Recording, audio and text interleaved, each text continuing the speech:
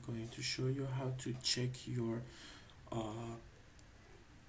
operating system version and or OS build.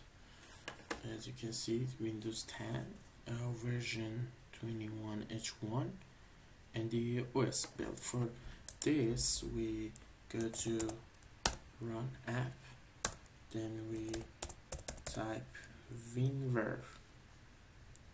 As you can see, it's Winver, and you click on OK, and as you can see, it's about Windows, Microsoft Windows version 21H1.